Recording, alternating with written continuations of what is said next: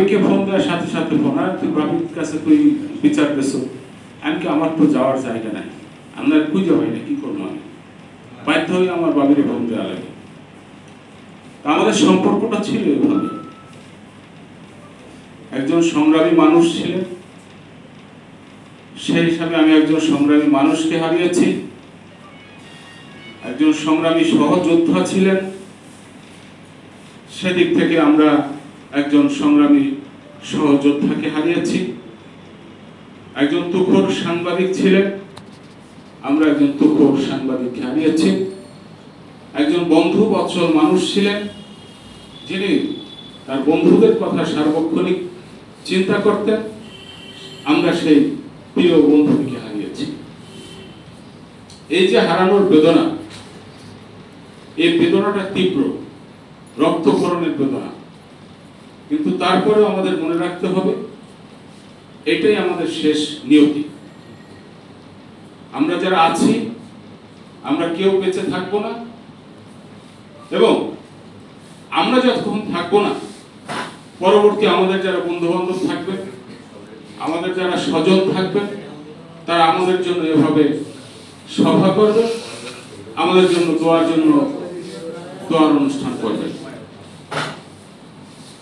রিমন ভাই যে সাহসী মানুষ ছিলেন, এ ব্যাপারে আমাদের কোনো সন্দেহ নেই। রিমন ভাইয়ের যারা শত্রু, তারাও বলবেন উনি সাহসী মানুষ ছিলেন। আলামিন তার বক্তব্যে একটি কথা বলেছেন যে মেহেদী যখন মারা গেছে, মেহেদীর মৃত্যুর পরে বহুত বড় বড় সংগঠন যখন রাজপথে আন্দোলন করতে পারেনি, রিমন ভাই সেই গত বছরের 3 আগস্ট কিন্তু প্রেস ক্লাবের সামনে একটি প্রতিবাদ সভা করেছিলেন।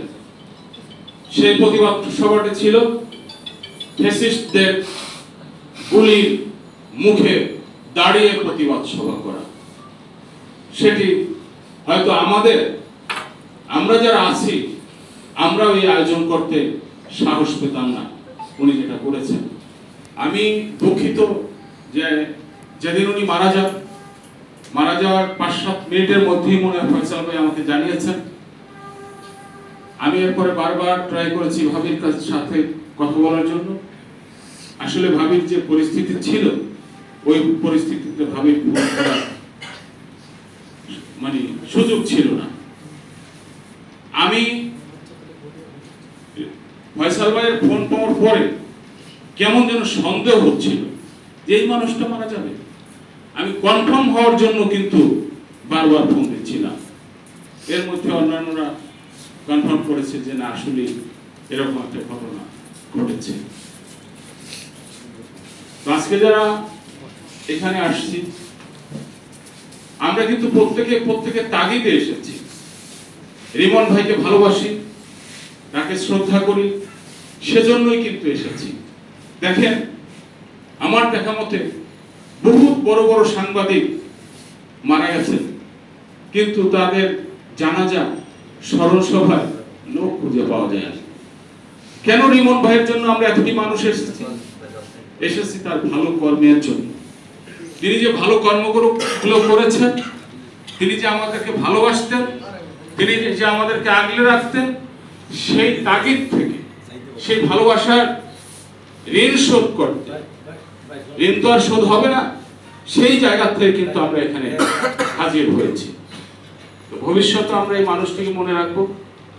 এই মানুষটি আমাদের পথ চলার সঙ্গী ছিলেন, আমাদের সংগ্রামের সঙ্গী ছিলেন, ন্যায়ের পক্ষে কথা বলার সঙ্গী ছিলেন। অন্যায়কে তিনি সবসময় দূরে রাখতেন, সে কারণেই কিন্তু আমরা ভালোবাসি এবং এতগুলো মানুষ আমরা আজকে এসেছি। আমরা এই পরিবারের প্রতি শুধু সমবেদনা জানিয়ে যে শেষ করব সেটি না, আমরা তাদের পাশে থাকব। আমাদের রিমন ভাই নেই, কিন্তু আমরা এখানে অজস্র ভাই আছি।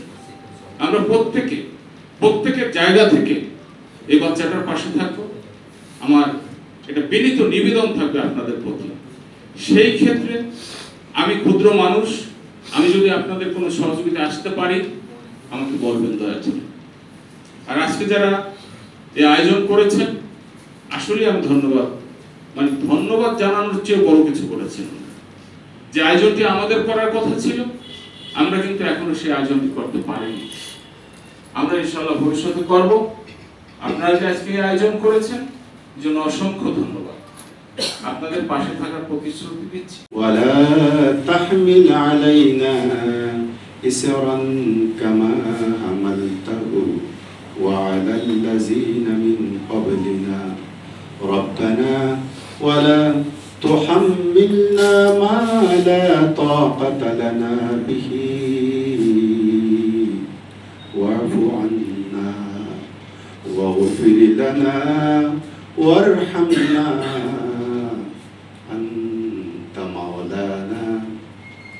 فانصرنا على القوم الكافرين وصلى الله تعالى على خير خلقه محمد وعلى آله وأصحابه أجمعين برحمتك يا أرحم الراحمين.